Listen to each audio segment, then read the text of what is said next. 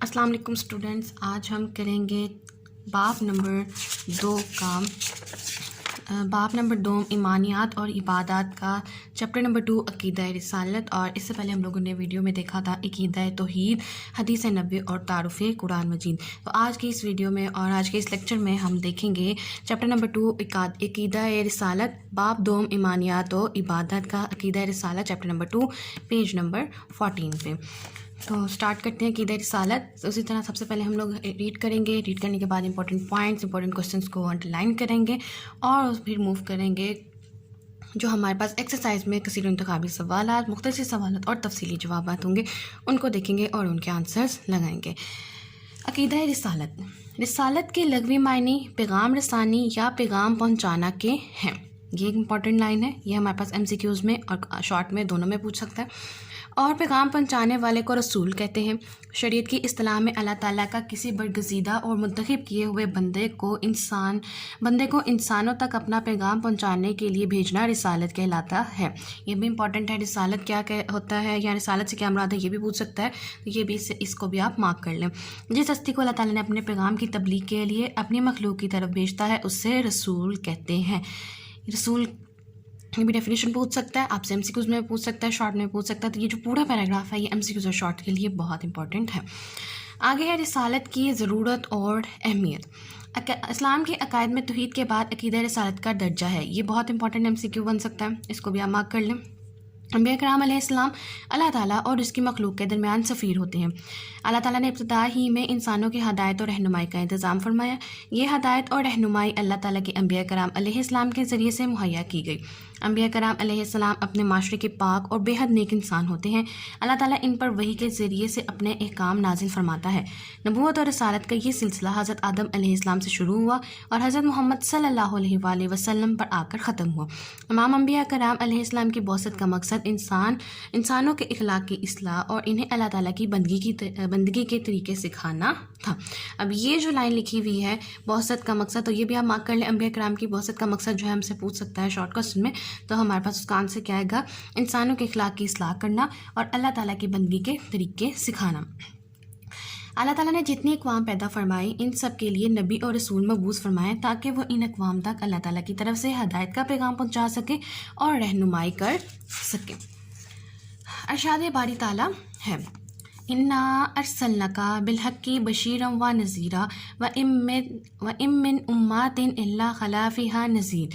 سورہ فاتر کی آیت نمبر 24 ہے، اور اس میں اللہ تعالیٰ کا فرمان ہے، اور وہ کیا اللہ تعالیٰ کہہ رہے ہیں، بے شک ہم نے آپ صلی اللہ علیہ وآلہ وسلم کو حق کے ساتھ بھیجا ہے، خوشخبری دینے والا اور ڈرانے والا رسول بنا کر، اور کوئی امت ایسی نہیں ہوئی جس میں کوئی ڈرانے والا نہ گزرا ہو۔ نیکسٹ ہیڈنگ آتی ہے انبیاء کرام علیہ السلام کی صفات، کہ انبیاء کرام کی کون سی صفات ہیں، کون سی خوبیاں ہیں۔ اللہ تعالیٰ نے انبیاء کرام علیہ السلام کو بہت سی خصوصیات عطا فرمائے۔ ان کو اللہ تعالیٰ کی طرف سے وحی کی صورت میں علم و حکمت سے نوازا جاتا ہے، اور عام انسانوں میں ان کی کوئی مثال نہیں ملتی۔ نبی اور رسول اگرچہ انسان ہوتے ہیں لیکن اپنے مرتبے اور عقل و فہم کے اعتبار سے تمام مخلوق سے بلند ترین مقام پر فائز ہوتے ہیں۔ انبیاء کرام علیہ السلام معصوم ہوتے ہیں اور ان سے کوئی گناہ سرزد نہیں ہوتا۔ انبیاء کرام علیہ السلام کی نبوت اور رسالت وہ بھی ہوتی ہے، یعنی منصب نبوت کسی خاص عمل کوشش کے ذریعے سے حاصل نہیں کیا جا سکتا، یہ اللہ کی طرف سے خاص انعام ہے جو اللہ تعالیٰ کے خاص فضل سے ملتا ہے۔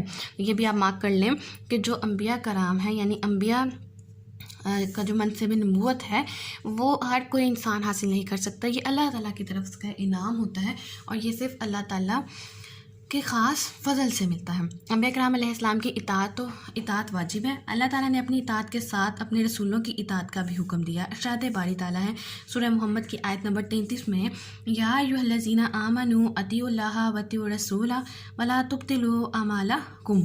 اے ایمان والوں، اللہ کی اطاعت کرو اور رسول صلی اللہ علیہ وآلہ وسلم کی اطاعت کرو اور اپنے اعمال ضائع مت کرو۔ انبیاء کرام علیہ السلام کے اس سلسلے میں نبی پاک صلی اللہ علیہ وآلہ وسلم کو یہ اعزاز حاصل ہے کہ اللہ تعالیٰ نے گزشتہ انبیاء کرام کو جو امتیازات الگ الگ عطا فرمائے وہ آپ کی ذات گرامی میں جمع کر دیے گئے۔ آپ صلی اللہ علیہ وآلہ وسلم کو بہت سے ایسے خصائص سے بھی نوازا گیا جو آپ سے پہلے کسی نبی کو حاصل نہیں ہوئے۔ آپ صلی اللہ علیہ وسلم کے اہم ترین خصائص درج ذیل ہیں اور یہ بہت امپورٹنٹ کوسچن ہے۔ نبی پاک صلی اللہ علیہ وسلم سے پہلے آنے والے انبیاء کرام علیہ السلام کسی خاص قوم یا قبیلے کی طرف مبعوث کیے گئے، لیکن آپ صلی اللہ علیہ وسلم کا امتیاز یہ ہے کہ آپ کو قیامت تک آنے والے تمام انسانوں کے لیے نبی بنا کر بھیجا گیا۔ دوسری خصوصیت ہمارے پاس آتی ہے، آپ صلی اللہ علیہ وسلم کو یہ امتیاز اور خصوصیت عطا کی گئی کہ آپ صلی اللہ علیہ وسلم کی بعثت سے تمام انبیاء کرام کی شریعتیں منسوخ ہو گئی، اب صرف شریعت محمدی ہی واجب الاطاعت ہے۔ آپ صلی اللہ علیہ وسلم پر اللہ تعالیٰ کے دین کی تکمیل کر دی گئی۔ ارشاد باری تعالیٰ ہے، آج کے دن میں نے تمہارے لیے تمہارا دین مکمل کر دیا اور تم پر اپنی نعمت پوری کر دی اور تمہارے لیے اسلام کو بطور دین پسند کر لیا۔ سورہ مائدہ کی آیت نمبر 3 ہے، الیوم اکملت لکم دینکم والی آیت ہے یہ۔ پھر چوتھی خصوصیت ہے، سابقہ انبیاء کرام علیہ السلام پر جو کتابیں اور صحائف نازل ہوئے اب ان کی تعلیمات بالکل مٹ چکی ہیں یا اپنی اصلی حالت میں موجود نہیں ہیں، لیکن نبی پاک صلی اللہ علیہ وسلم پر نازل ہونے والی کتاب قرآن مجید آج بھی اپنی اصلی شکل میں موجود ہے۔ لاسٹ ٹاپک ہے ہمارے پاس ختم نبوت۔ قرآن کریم کی حفاظت اس لیے بھی ضروری تھی کہ اللہ تعالیٰ نے نبی پاک صلی اللہ علیہ وسلم کی نبوت اور رسالت کے اس سلسلے کو ختم فرما دیا۔ اب قیامت تک کوئی نبی یا رسول نہیں آئے گا، لہٰذا اب قیامت تک قرآن کریم اور سنت نبی کی پیروی کرنا لازم اور ضروری ہے۔ ختم نبوت کا مفہوم یہ ہے کہ نبی پاک صلی اللہ علیہ وسلم اللہ تعالیٰ کے آخری نبی اور رسول ہیں۔ ارشاد باری تعالیٰ ہے، سورۃ احزاب کی آیت نمبر 40، مَا محمد بن ابا احد من رجالکم ولکن رسول اللہ وخاتم النبیین، نہیں میں ہے حضرت محمد صلی اللہ علیہ وسلم تمہارے مردوں میں سے کسی کے باپ، لیکن وہ اللہ کے رسول اور خاتم النبیین ہیں۔ نبی پاک صلی اللہ علیہ وسلم نے متعدد احادیث مبارکہ میں اپنے خاتم النبیین ہونے کا اعلان فرمایا اور امت کو یہ بتایا کہ اب میرے بعد کوئی اور نبی نہیں آئے گا۔ آپ صلی اللہ علیہ وسلم کا فرمان ہے، جامع ترمذی کی آیت نمبر 2219 ہے، میں آخری نبی ہوں، میرے بعد کوئی نبی نہ ہوگا۔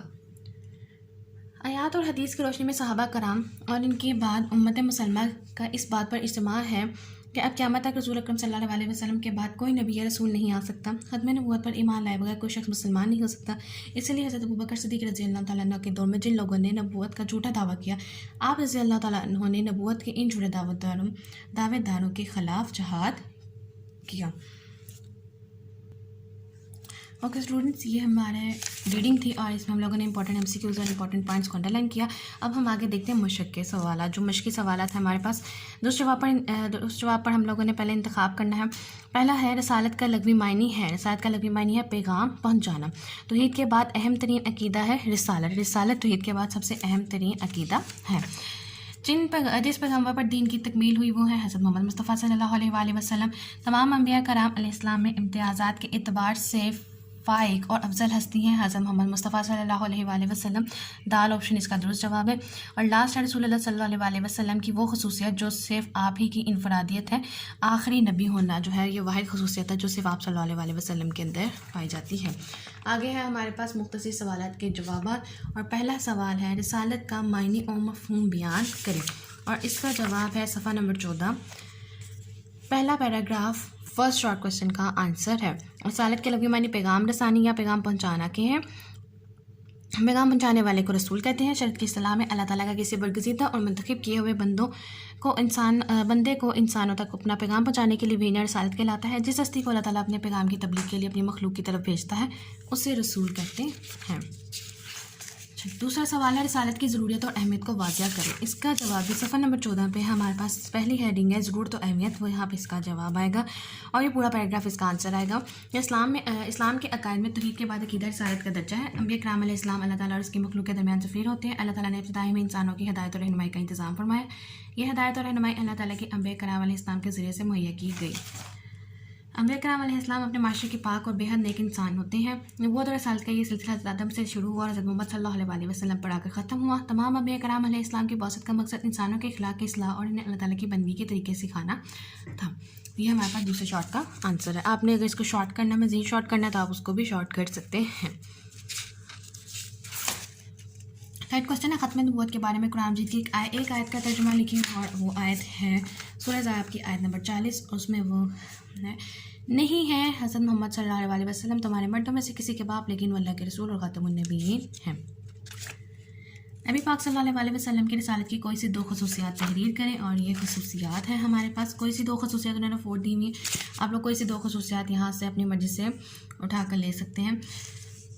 हाँ, आप सल्लल्लाहु अलैहि वसल्लम, क्योंकि ये शॉर्ट है, हम लोग शॉर्ट भी लिख सकते हैं। अगर आप लॉन्ग खसूसियात लिखना चाह रहे हैं कि आपका थोड़ा सा शॉर्ट जो है वो अच्छा इंप्रेशन डाले, अच्छा दे, तो आप पहली दो लिख लें। अगर आपने बहुत शॉर्ट लिखनी है तो आप तीसरी और चौथी खसूसियात लिख सकते हैं। पहली है कि आप सल्लल्लाहु अलैहि वसल्लम के आने से पहले अंबिया कराम अलैहिस्सलाम किसी ख़ास या कौम की तरह मबूस किए गए, लेकिन आप सल्लल्लाहु अलैहि वसल्लम क़यामत तक के तमाम इंसानों के लिए नबी बनाकर भेजे गए। फिर है आप सल्लल्लाहु अलैहि वसल्लम पर अल्लाह ताला की दीन की तकमील कर दी गई। अक़ीदा ख़त्म नबूवत के बारे में एक हदीस मुबारक का तर्जुमा। हदीस है जामे तिर्मिज़ी की 2219 नंबर हदीस है, मैं आखिरी नबी हूँ, मेरे बाद कोई नबी ना होगा। जी, उसके बाद हमारे पास आए थे तफसीली जवाबात, और पहला तफसीली जवाब है रसालत की खसूसियात तहरीर करें। रसालत की खसूसियात हमारे पास है पेज नंबर 15 पे, लास्ट पे दर्ज खसाइस हैं यहाँ पे लिखा हुआ है। उसके बाद 1 2 3 4 खसूसियात हमें दी गई हैं, और यही हमारे पास लॉन्ग आंसर, इसका जवाब, इस लॉन्ग का आंसर आएगा रसालत की खसूसियात। और इसको मज़ीद अच्छा और प्रेजेंटेबल बनाने के लिए आप रसालत की डेफिनेशन लिख सकते हैं। बहुत 1 2 3 लाइन्स में आप उसकी ज़रूरत एक्सप्लेन कर सकते हैं। उसके बाद अंबिया कराम की सफ़ात एक्सप्लेन कर सकते हैं अगर आप लोग करना चाहें, कंपल्शन नहीं है। और उसके बाद आप मेन हेडिंग दे सकते हैं कि अक़ीदा रिसालत की खसूसियात, और इसके बाद ये 4 खसूसियात आप लिख सकते हैं, और ये आपका क्वेश्चन जो है वो अच्छा और प्रेजेंटेबल क्वेश्चन बन सकता है। आप हेडिंग भी क्रिएट सकते हैं। पहले की हेडिंग बन सकती है क़यामत तक के तमाम इंसानों के लिए नबी, फिर शरीयत मोहम्मदी बन सकती है, दीन की तकमील इसकी हेडिंग बन सकती है, और किताबें और सहाइफ, यानी कि आप हेडिंग भी क्रिएट कर सकते हैं ताकि आपका क्वेश्चन मज़ीद प्रेजेंटेबल लगे और आप मार्क्स खींचें एग्जामिनर के साथ। अक़ीदा ख़त्म नबूवत पर रोशनी डालें। अक़ीदा ख़त्म नबूवत जो आखिरी हमारे पास टॉपिक है, यही हमारे पास इसका आंसर आएगा, ख़त्म नबूवत। उसका पहले हम थोड़ा सा इंट्रो देंगे, उसके बाद कुरान की रोशनी में आप हेडिंग दे सकते हैं, उसके बाद ये लिख सकते हैं, उसके बाद हदीस की रोशनी में आप ये लिख सकते हैं, और उसके बाद आप जो हज़रत अबू बकर सिद्दीक़ रज़ियल्लाहु अन्हु के दो में थोड़ा सा जो उन्होंने एक्सप्लेन किया, आप इसको एक्सप्लेन करके और अपने अल्फाज में उसका हासिल कलाम लिख के अपना क्वेश्चन कंप्लीट कर सकते हैं। तो स्टूडेंट्स, ये हमारे पास क्वेश्चन नंबर 2 जो लॉन्ग आंसर, और ये पहला लॉन्ग आंसर है, और बाकी हम लोगों ने शॉर्ट देखे।